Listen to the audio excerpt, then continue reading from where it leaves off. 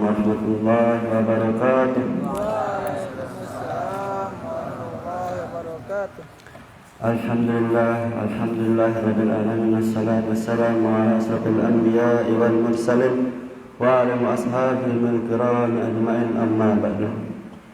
Allahumma aslih ummata Muhammadin sallallahu alaihi wasallam warham ummata Muhammadin sallallahu alaihi wasallam wa farrijan ummati Muhammadin sallallahu alaihi wasallam wansur wahfaz wa ayyid nahdlatul watani fil alamin bihaqqi Muhammadin sallallahu alaihi wasallam.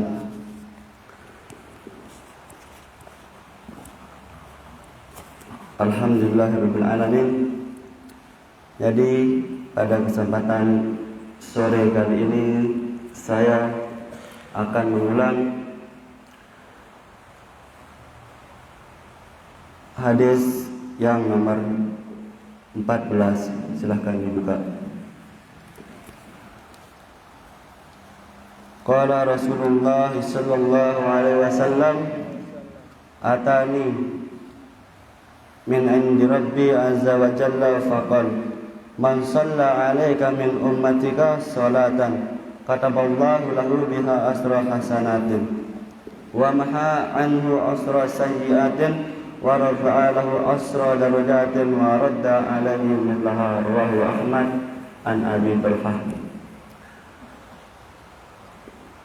Allah itu berkata kepada Rasulullah sallallahu alaihi wasallam, siapa saja umatmu yang bersalawat kepadamu, maka Allah berikan catatan pahala seperti orang yang melakukan 10 kebaikan. Dan satu salawat menggugurkan 10 dosa, dan Allah akan mengangkat 10 derajat kita. Misal kita bersalawat kepada Rasulullah SAW 1 kali, maka Allah itu akan memberikan kita seperti orang yang melakukan 10 kebaikan dan menggugurkan 10 dosa kita. Bayangkan sekarang misal kita bersalawat kepada Nabi itu 10 kali, maka kebaikan yang kita dapatkan itu 100. Bagaimana halnya dengan 100 kali kita bersalawat kepada Rasul, 1000 kali, bahkan puluhan ribu. Dikisahkan juga ada seorang laki-laki yang bermimpi berjumpa dengan Rasulullah sallallahu alaihi wasallam. Di dalam mimpinya itu lelaki ini memanggil Rasulullah, "Ya Rasulullah, ya Rasulullah." Tetapi Rasulullah tidak menoleh ke arahnya.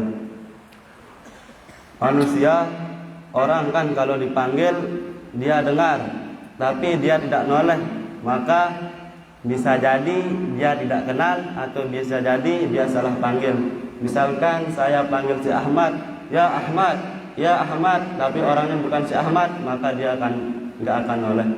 Atau saya manggil ya Ahmad, tapi si Ahmad tidak kenal dengan saya yang manggil, maka dia juga nggak akan noleh. Maka si laki-laki yang mimpi ini kebingungan dan akhirnya berlari ke arahnya Rasulullah. "Ya Rasulullah, kenapa engkau tidak menoleh saat saya panggil? Hal anta ala ya berban? Apakah engkau ini marah kepadaku?" Lalu dijawab oleh Rasul, "Tidak, saya tidak marah kepadamu, bahkan saya tidak kenal kepadamu. Bagaimana mungkin saya marah kepadamu? Kenal saja tidak." Lalu si laki-laki ini pun berkata, "Ya Rasulullah, bukankah para ulama telah menjelaskan bahwa engkau ini mengenal umatmu melebihi kenalnya seorang ibu kepada anaknya? Engkau cinta terhadap umatmu ini melebihi cintanya seorang ibu kepada anaknya?" Maka dijawab oleh Nabi, "Shadaku," mereka berkata benar. Kemudian dijelaskan oleh Rasulullah SAW, "Sesungguhnya kenalku terhadap mereka itu umatku dengan kadar salawat yang mereka baca. Sedangkan engkau tidak pernah bersalawat kepadaku, bagaimana mungkin aku kenal kepadamu?"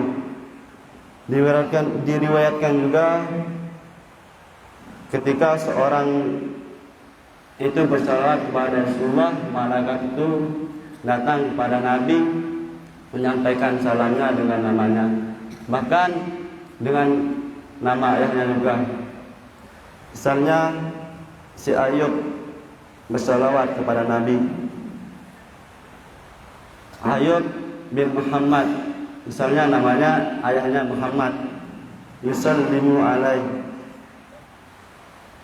Kemudian bayangkan, misal ada seorang yang menyampaikan salam kepada kita 1000 kali, tapi kita yang dapat salam ini nggak kenal dengan orang yang menyampaikan salam kepada kita.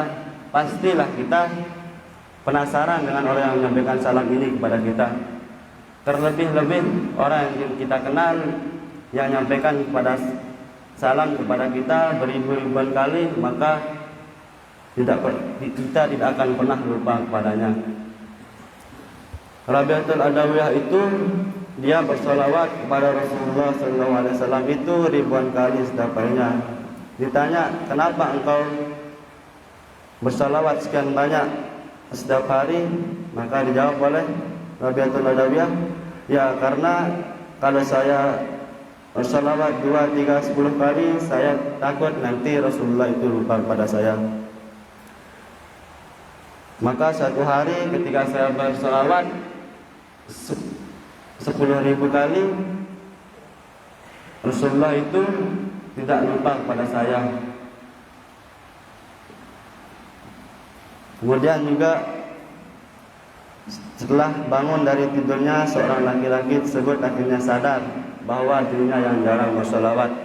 Akhirnya laki-laki ini bernazam pada dirinya sendiri tidak boleh lebih dari tidak boleh lewat hari-harinya terkecuali dia bersalat kepada Rasulullah SAW.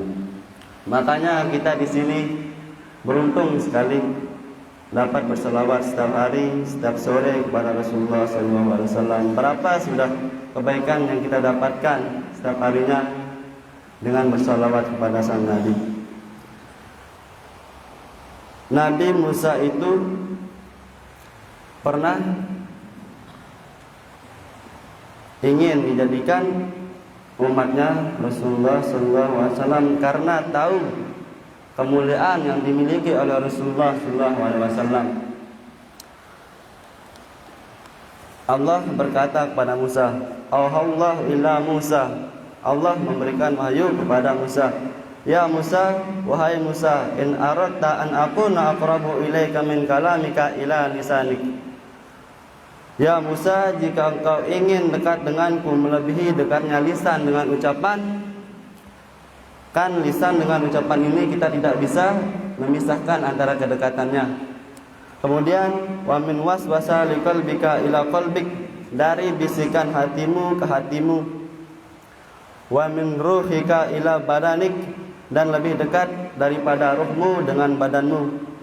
Wa min nuri basarika ila ainaik, dan lebih dekat dari cahaya penglihatanmu dengan matamu. Wa min nuri basarika ila wa min sam'ika ila uzunaik, dan lebih dekat dari pendengaran dengan telingamu.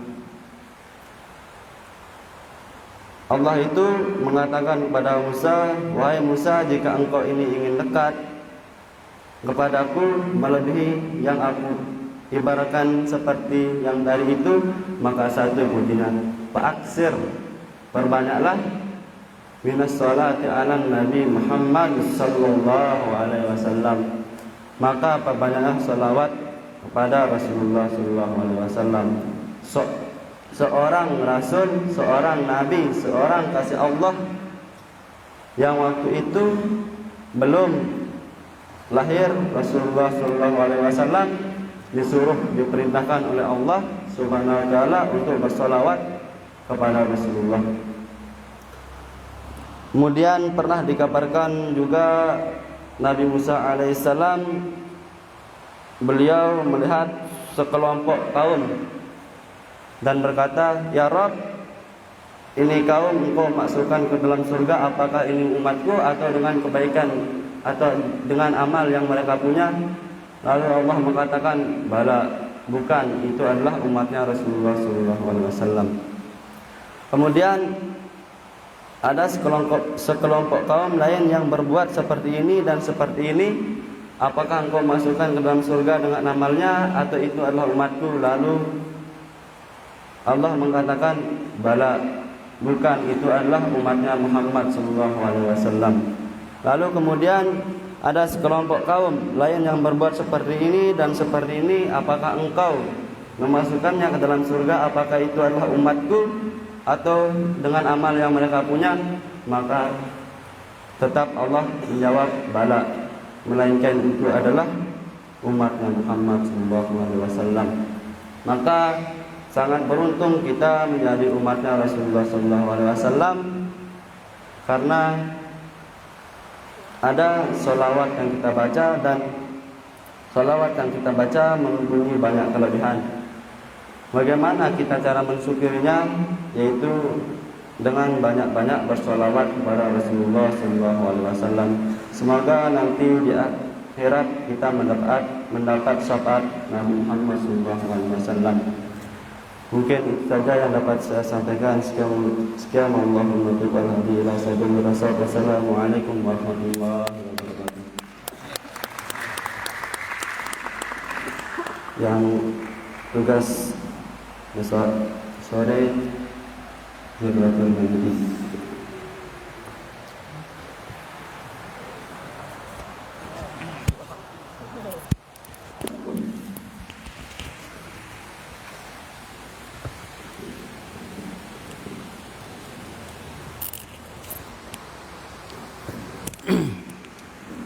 Bismillahirrahmanirrahim. Bismillahi wa bihamdihi. Assalamualaikum warahmatullahi wabarakatuh. Alhamdulillahi hamdal hamidin, hamdal syakirin, hamdal dzakirin, hamdal na'imin, hamdal radin, hamdal mustaghfirin bil ashar, hamdan yuafi ni'amahu wa yukafi mazidah. Ya Rabbana walakal hamdu kama yanbaghi li jalali wajhikal karim wa 'azim sultanik. Allahumma aslih ummata Muhammadin sallallahu alaihi wasallam wa farrij an ummati Muhammadin sallallahu alaihi wasallam warham ummata Muhammadin sallallahu alaihi wasallam wa anshur wahfaz wa ayyid nahbatal watani fil alamin bihaqqi sayyidina Muhammadin sallallahu alaihi wasallam. Allahumma ya hayyu ya qayyum bisirrikum fayakun Amir nahbatal watanid diniyatal islamiyata ala madhhabi ahli sunnati wal jama'ati ila yaumiddin, amma ba'du. Adik-adik sekalian, para santri rahimakumullah wa hafizakumullah. Luar biasa nih ceramah dari Ustadz Muhammad Ulul Azmi. Ya, mudah-mudahan kita bisa amalkan. Itu kan sederhana materinya, materi tentang sholawat. Dan itu insya Allah setiap hari kita amalkan, pagi, sore, tetap bersolawat kepada Rasulullah Sallallahu Alaihi Wasallam. Maka kita tidak bisa bayangkan betapa andai kata perlu tukang catat, betapa capek nyatet ya pahala kebaikan dengan kita bersolawat kepada Rasulullah Sallallahu Alaihi Wasallam. Tayyib. Sekarang kita masuk ke hadis yang ke 91.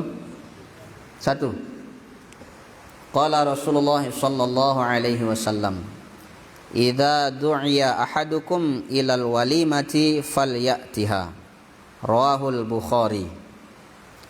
Nah, hadis ke-91 ini adalah satu di antara 5 atau 6 kewajiban kita terhadap muslim yang lain. Nah, artinya apa adik-adik sekalian? Islam itu tidak hanya memperhatikan ibadah kita secara personal, individu, tetapi Islam juga sangat memperhatikan ibadah sosial kita. Ibadah apa? Nah, ini sering saya sampaikan. Ada ibadah individu, ada ibadah sosial. Rajin tahajud, itu ibadah individu. Rajin sholat berjamaah, rajin sholawat, itu individu. Ya. Nah, tetapi ada orang yang hanya rajin ibadah individu, tetapi jarang mau melakukan ibadah sosial. Ibadah sosial artinya apa? Ibadah yang berkaitan dengan sesama makhluk. Ya kayak saling tolong, saling bantu, saling nasihati dan seterusnya. Termasuk yang sering saya sampaikan, nih membersihkan aula, karena banyak yang pakai musola ini, banyak yang pakai membersihkan musola ini, itu termasuk ibadah sosial karena manfaatnya untuk banyak orang. Kalau tahajud manfaat untuk kita sendiri, ya. Tapi kalau membersihkan masjid, musola itu bermanfaat bagi banyak orang, maka itu dinamakan ibadah apa? Ibadah sosial. Termasuk misalnya di keran habis airnya, ya, kalau digetok-getok tuh tandon tuh kosong, tidak ada isinya, diisi itu oleh seorang santri, maka dia sudah melakukan ibadah sosial. Dan ini tidak kalah pentingnya adik-adik sekalian. Ya, seperti tadi saya katakan, banyak kita mampu melaksanakan ibadah untuk diri kita, individu kita, tetapi kadang kita lalai melakukan ibadah yang bermanfaat untuk orang, ibadah sosial. Nah, maka hadis ini adalah di antara ibadah sosial. Nah, mana ibadah-ibadah sosial itu adik-adik sekalian? Dalam satu hadis itu dikatakan ada 5 kewajiban kita terhadap muslim lain. Satu muslim terhadap muslim lain itu ada 5 kewajiban. Pertama, raddut tahiyyah. Kalau di dalam yang lain, bunyi hadis yang lain mengatakan raddus salam, menjawab salam. Jadi ketika ada orang yang salam kepada kita, mengucapin salam kepada kita, maka kewajiban kita yang mendengarkan itu untuk menjawab. Makanya dulu Maulana Syekh tuh ketika pulang dari Mekah, yang sering beliau sampaikan itu adalah bagaimana cara menjawab salam. Kenapa? Karena banyak kita yang belum benar cara kita menjawab salam atau mengucapkan salam.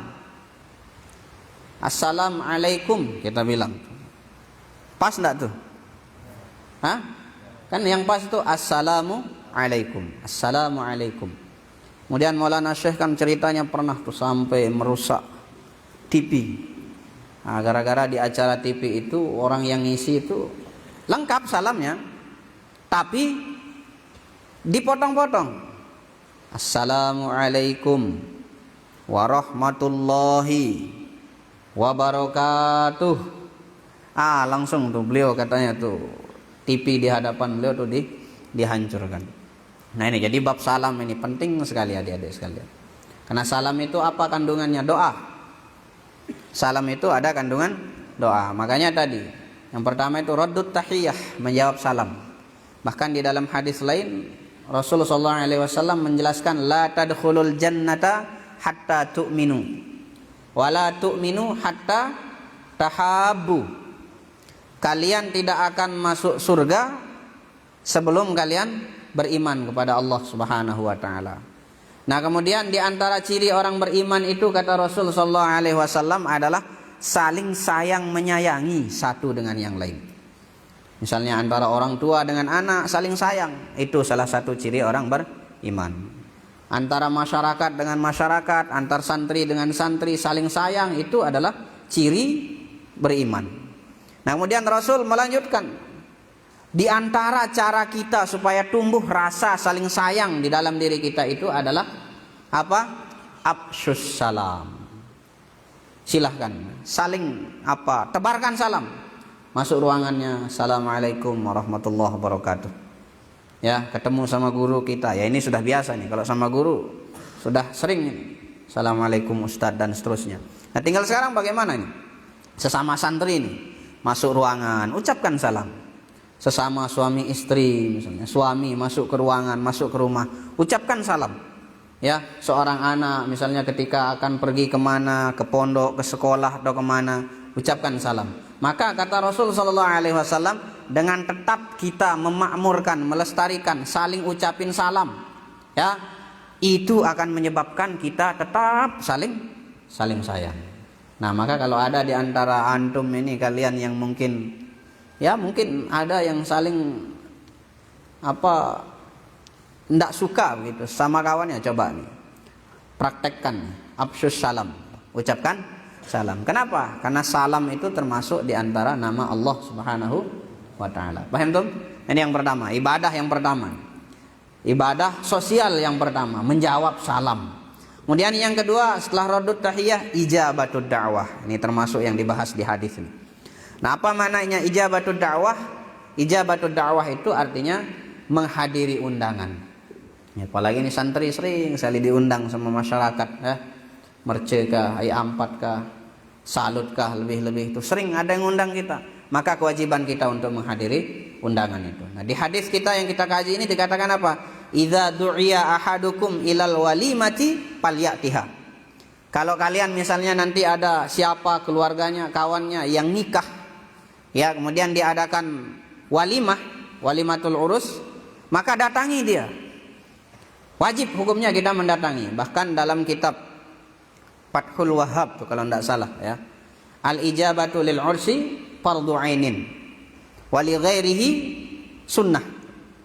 Ya, menghadiri undangan walimatul urus ketika ada orang nikah, apa istilah kita? Resepsi. Ketika ada orang resepsi diundang, maka kita harus hadir. Ya, hukumnya itu fardhu ain katanya. Selama di tempat undangan itu tidak ada sesuatu yang mungkar. Kalau ada sesuatu yang mungkar, maka tidak wajib kita hadir. Misalnya mungkar apa? Di sana ada orang mabuk-mabuk misalnya, minum-minum. Nah, kalau kita hadir di sana ada kemungkaran, maka tidak boleh hukumnya. Atau misalnya di tempat kita undangan itu dibedakan antara yang kaya dengan yang miskin, beda tempat duduknya, beda perlakuannya, maka tidak wajib kita hadir. Nah, saya lupa nih, ada di dalam Syarah Sahih Muslim itu disebutkan 7 sebab tuh kita tidak wajib menghadiri undangannya. Salah satunya tadi. Ya. Nah, tetapi misalnya ada kemungkaran di walimah itu, tempat undangan itu. Lalu kemudian kita mampu untuk memperbaiki kemungkaran yang terjadi di walimah itu, maka harus kita hadir. Ya. Harus kita hadir. Misalnya Anda orang terpandang, di satu undangan itu ada sesuatu yang mungkar. Tetapi ketika Anda hadir di tempat itu, orang-orang yang tadi mengerjakan kemungkaran bisa sadar, maka tetap wajib kita menghadiri undangan tersebut. Paham ya? Jadi nanti kalau diundang, ya hadiri gitu. Itu bagian dari cara kita idkhalus surur fi qalbil mu'min. Bagian dari cara kita membahagiakan orang mukmin itu adalah dengan menghadiri undangannya. Nah, cuma tadi undangan yang wajib kita hadiri itu ingat ada syaratnya. Tidak terjadi apa? Tidak terjadi kemungkaran-kemungkaran. Misal di sana ada joget laki perempuan, nyawer misalnya. Ya. Nah, kita hadiri ke sana, itu tidak boleh. Tidak wajib kita hadiri kalau undangannya mengandung unsur-unsur kemungkaran. Ini yang keberapa? Yang kedua, ibadah sosial ini, menghadiri undangan. Ayo kita lihat, Al-Maghfurlah Bapak Tuan Guru. Dulu sebelum beliau wafat, beliau kan punya jadwal setiap hari Kamis awal bulan tuh di KLU. Ya. Beliau punya jadwal ngisi kajian, pengajian. Nah, secara bersamaan beliau diundang juga oleh ya instansi pemerintahan saat itu untuk menghadiri satu acara. Tapi itulah beliau sangat konsisten karena terlebih dahulu diundang oleh jamaah, ya. Jamaah di KLU lebih dahulu mengundang dan itu jadwal rutin beliau. Yang beliau pilih yang mana? Ngaji, membimbing umat, mengajarkan jamaah. Beliau tinggalkan tuh undangan dari salah satu instansi pemerintahan. Ini gambaran bagaimana beliau itu sangat konsisten di dalam berdakwah. Nah, termasuk menghadiri undangan tadi. Kalau beliau memang sempat, mesti beliau hadir. Sekalipun di tempat itu bukan beliau yang ceramah. Saya pernah bawa beliau ke sebuah tempat di dekat rumah satu namanya proyek, wilayah proyek namanya, proyek atau Lempajang Bawah namanya. Itu daerahnya adik-adik sekalian tanjakan, ada tanjakan Makci namanya, tanjakan Makci namanya, ya. Tinggi sekali adik-adik sekalian. Kemudian jalan menuju ke tempat ini ya, belum beraspal, masih bergelombang. Ya, dan yang nyampaikan undangan itu saya, bukan orang yang punya acara langsung. Saya matur ke beliau, Tuan Guru niki ada undangan ke KLU mau naik haji. Beliau iyakan, ya, beliau sanggupi. Dan kemudian ya pagi-paginya kita berangkat ke sana. Masya Allah jauh. Dan sampai di sana bukan beliau yang isi. Ada salah seorang tuan guru di KLUT yang isi manasik haji. Beliau hanya doa. Nah itu, jadi beliau kalau sangat sempat, kalau betul-betul sempat ketika diundang mesti beliau hadir. Beda dengan kita ya. Banyak alasan. Nyengkeng ke anu nih. Nyengkeng ke sakit, padahal enggak sakit. Atau misalnya yang sering kita remehkan ketika kita diundang itu kata insya Allah. Nah ingat nih kemarin sudah kita diimla di insya tuh. Jadi tidak boleh disambung, jangan disambung insya, ansya yunsyu insyaan tuh keliru besar itu. Ya, jadi in ada tuh syartin sya Allah baru ya insya Allah, jangan disambung nun sama sya itu insya. Masdar jadinya apa? Insya ansya yunsyu itu artinya membuat. Tapi kalau insya Allah bahaya, membuat Allah ini bahaya. Makanya insya Allah. Nah ini yang sering kita permainkan kalau berjanji, misalnya diajak, diundang dan seterusnya. Kata insya Allah. Kita belum pasti bisa hadir, bahkan mungkin malas kita hadir ke undangan itu, kita bilang apa? Insya Allah. Padahal sejatinya kalimat insya Allah itu kita ucapin kalau kita betul-betul yakin bisa hadir. Yakin kita bisa hadir menghadiri undangan itu, insya Allah saya akan hadir kalau tidak ada kendala. Nah, baru ternyata nanti di tengah perjalanan ternyata ada kendala kita, maka selamat kita. Ya, ini kadang itu. Barek antih mulai balik. Nah, insya Allah antih baik. Lagu ndara angen datang jauh balik dengan. Lama dia nganti, ya lama dia nunggu akhirnya saudaranya. Nah ini, jadi kalimat insya Allah itu kita ucapkan kalau memang sudah betul-betul yakin bisa hadir atau melakukan apa yang diminta. Nah ini yang keberapa? Yang kedua, menghadiri undangan, ijabatud da'wah. Kemudian yang ketiga itu syuhudul janazah. Ini ibadah sosial, menghadiri jenazah. Menghadiri artinya apa? Menyolati, memandikan, mengkafani dan seterusnya sampai memakamkan. Kan di dalam hadis itu disebutkan orang yang sholat jenazah itu pahalanya 1 qirot. Orang yang sholat, ya. Nah sedangkan orang yang sholat plus langsung menghadiri pemakamannya, dia itu mendapat pahala 2 qirot.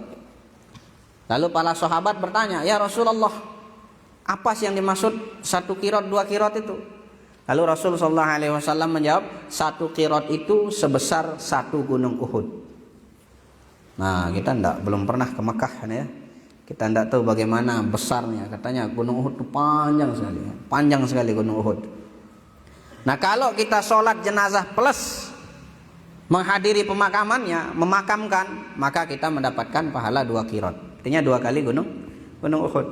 Ya, nantilah kalau ada yang bernasib ke Mekah. Ya Ustadz Haikal sebentar lagi misalnya mau ke Mekah, atau ada yang katanya akan ada mengerjakan umroh nih santri, umroh dan haji ya. Kak Tuan hadir Kak Tuan. Alhamdulillah. Nah, itu nanti ceritakan kita kalau balik dari Mekah tuh. Oh gini Ustadz, gunung Uhud tuh begini. Kita kan hanya bisa lihat nonton di TV ya. Nah itu hadir, mensolati, kemudian memakamkan. Setelah itu apa? Kita doakan. Boleh kita doakan orang mati? Kanggo untuk doaan dengan mati? Boleh atau enggak? Enggak boleh. Masa kamu doakan orang mati? Mudah-mudahan kamu mati. Itu yang enggak boleh. Mendoakan orang supaya mati maksudnya. Enggak boleh. Tapi kalau orang yang sudah meninggal kita doakan, enggak apa-apa, boleh. Bahkan banyak sekali hadis tuh yang menjelaskan bagaimana Rasul memerintahkan bahkan mendoakan orang yang sudah meninggal dunia. Di antaranya ya, kalau salah ini Sunan Nasai atau Sunan Abi Daud, nanti dicari hadisnya. Di sana beliau mengatakan apa? Beliau mengatakan kalau begitu selesai melakukan sholat kepada jenazah, Rasul sallallahu alaihi wasallam mengatakan istaghfiru lahu, mohonkan ampun untuk saudaramu, mohonkan ampun untuk almarhum almarhumah ini. Nah, yang paling kenal dengan Allah Subhanahu wa taala itu siapa? Rasulullah sallallahu alaihi wasallam. Andai ada di antara Anda yang kenal sama saya misalnya. Ya, sangat kenal. Misalnya saya itu atau orang lain lah, ya. Ada orang lain suka sekali memberi dan kita kenal. Dia itu orang yang suka memberi. Nanti kata ada orang datang, coba Sida minta sama bapak ini, pasti Sida diberikan. Nah, kenapa kita berani mengatakan pasti Sida diberikan? Karena kita sudah kenal, sudah tahu bahwa orang itu orangnya baik dan suka memberi. Sampai sini paham? Nah, sama dengan Rasul sallallahu alaihi wasallam ketika beliau mengatakan istaghfiru lahu. Rasulullah adalah manusia yang paling, bahkan makhluk yang paling kenal dengan Allah Subhanahu wa taala. Nah, ketika Rasul mengatakan istaghfiru lahu, mohonkan ampun untuknya, itu artinya apa? Sudah ada jaminan. Kalau kita mintakan ampun untuk orang sudah meninggal dunia, sudah ada jaminan dari Rasulullah sallallahu alaihi wasallam bahwa dia akan diampuni. Sudah dijamin oleh Rasulullah bahwa Allah Subhanahu wa taala akan mengampuni. Dan tidak mungkin Nabi mengatakan, "Ayo mohonkan ampun untuk orang ini." Kalau Rasulullah sallallahu alaihi wasallam tidak menjamin itu. Nah, itu istaghfiru lahu. Makanya kita doakan orang-orang yang meninggal dunia itu. Ya, supaya diampuni dosanya oleh Allah Subhanahu wa taala. Kemudian wasalu lahu at-tasbit. Mintakan supaya orang yang meninggal dunia itu tasbit. Tasbit itu artinya apa? Dimantapkan jawabannya. Marrabbuka, man nabiyuka, ma qiblatuka, ma dinuka. Ya.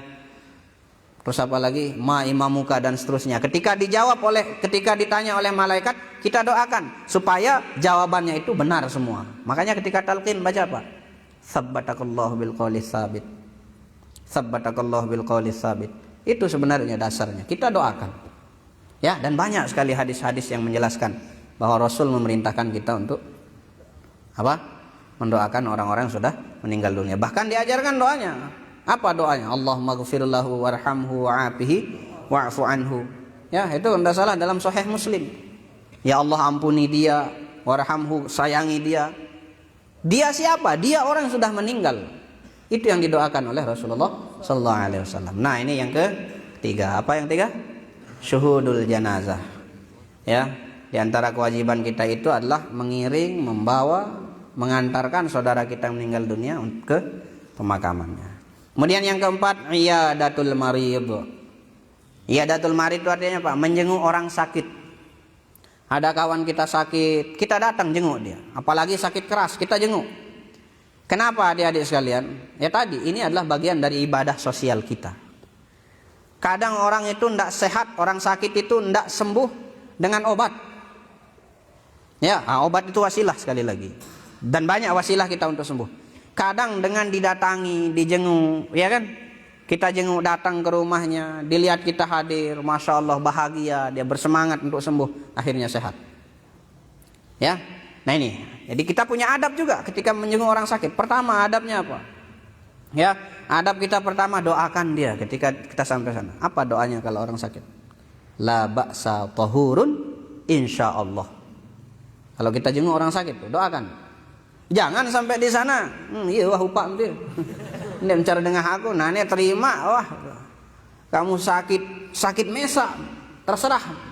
Jangan begitu, ya. Tapi sampai sana kita doakan. Apa doanya tadi?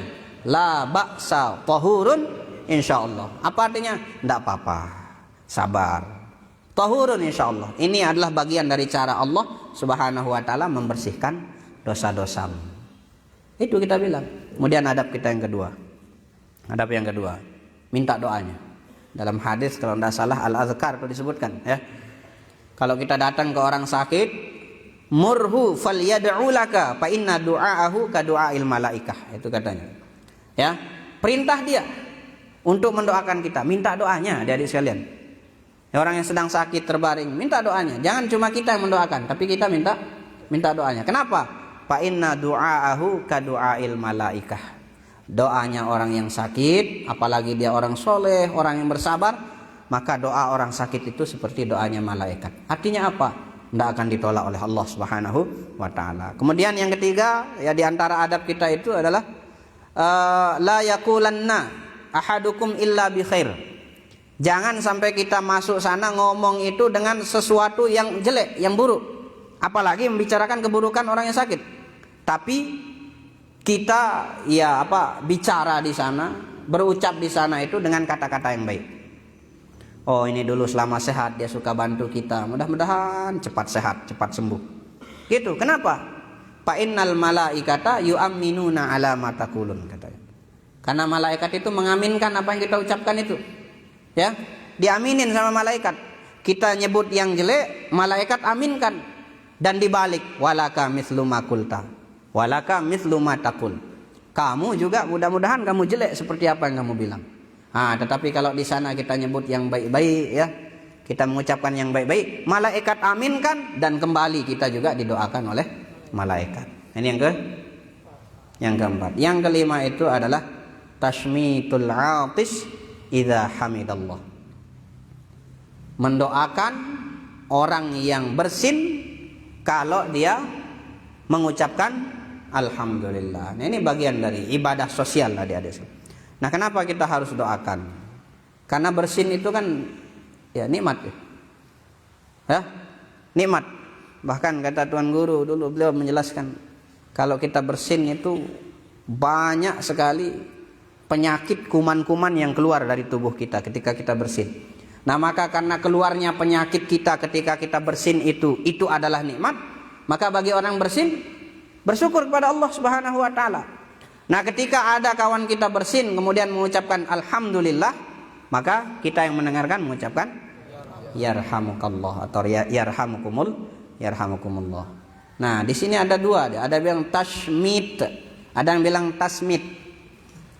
Ya, apa bedanya tasmit sama tashmit? Itu dijelaskan. Ya, kalau tasmit itu artinya kita mendoakan supaya orang itu setelah bersin, ya, dia merasa tenang, dia merasa bahagia setelah dia bersin.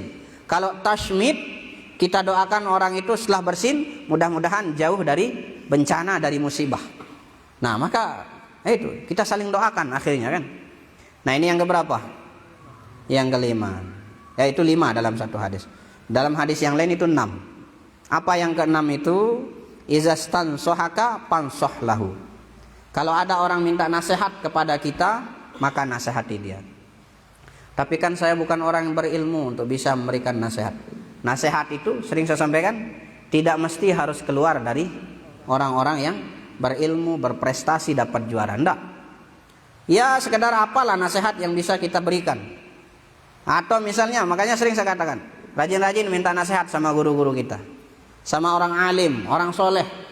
Apalagi jelas misalnya ada guru-guru kita, tuan guru misalnya hadir ngisi pengajian, minta doa, minta nasihat.